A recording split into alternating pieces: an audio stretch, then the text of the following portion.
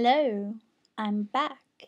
I apologize. I have neglected my YouTube and it's been a while since I have posted another video and responded to people. I have received a lot of messages and I've been really naughty and not responded, and it's nothing to do with you. It's to do with me. It's as someone who does suffer from major depression, and I'm sure some of you relate to this.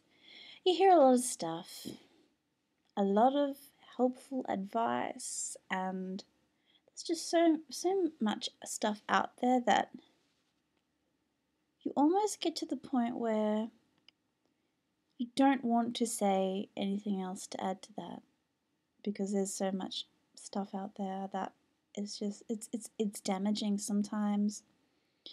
And the reason why I haven't made another video until now is I don't think I can top the success I had with the first video, which was called Accepting Your Illness. That seems to be the real winner in the videos I made in the series on living with major depression.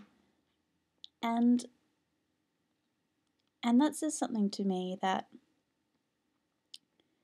maybe people aren't necessarily in need of a top 10 list of ways to combat depression. Maybe part of what people need to hear is that it's okay. It's okay to be diagnosed with a mental illness.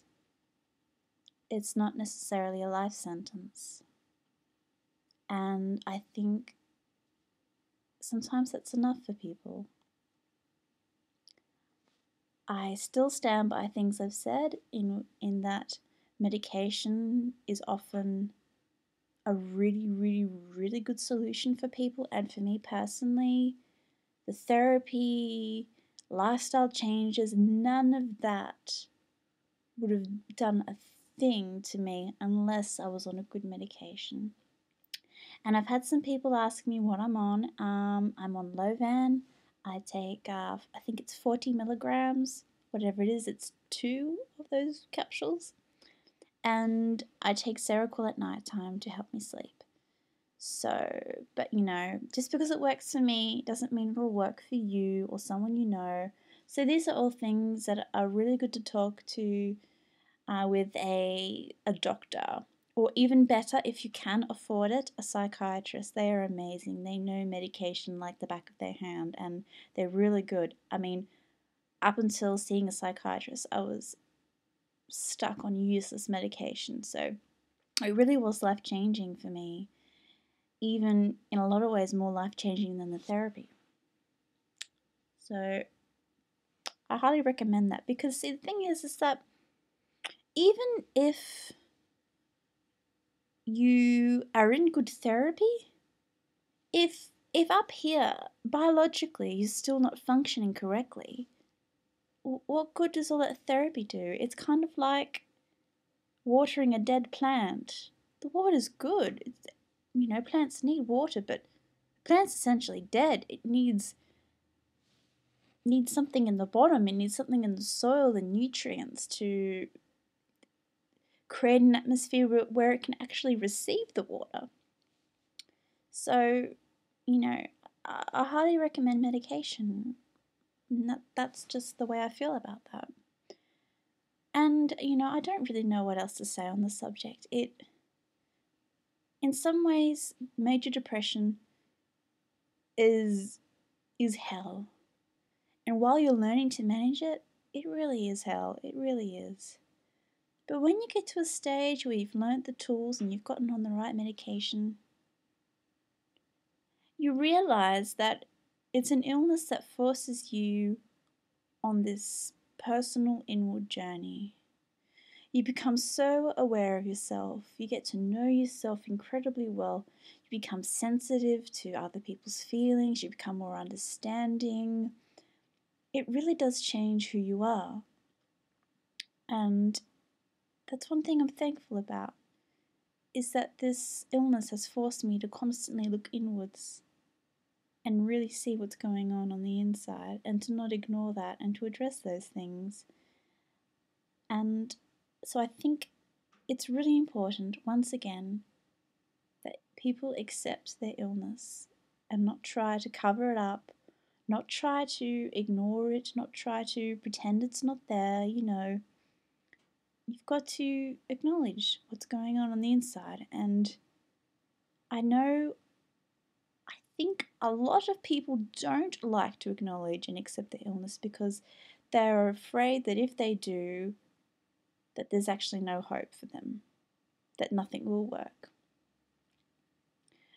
Fortunately, we live in a society where medication and medicine is constantly growing. In my lifetime, we may have a cure for cancer. We may have a cure for Alzheimer's disease. So it's not a lost cause. Depression is not new. It's not unusual. It's been around for a long time. And there are people who dedicate their lives to this stuff to help you. So don't give up hope. Accept your illness and go and find the treatment that will work for you. And really, that's the thing, is once you've got the basics down of getting this up here right, biologically, chemistry-wise, all that, it really is a matter of what works for you. For some people, taking up a painting class is what works. Exercising, healthy diet, changing career, getting a pet, all these different things work for different people. Sorry, I've got an itchy nose and I just keep scratching it. I'm sorry, I'm not got some weird twitch. You've got to find what works for you. It really is like that. And I guess I hope that people will take that in a positive way, because they'll say, okay, so and so did this. It didn't work for me. Oh my God, I can't be helped. No, it's not that. Part of the journey is looking within, figuring out what you need, and giving that to yourself. That's what that is. It is your own personal journey, and your healing process will not look like anyone else's. So it's up to you to figure out what your journey will look like. Oh, and by the way, sorry, my face is so itchy.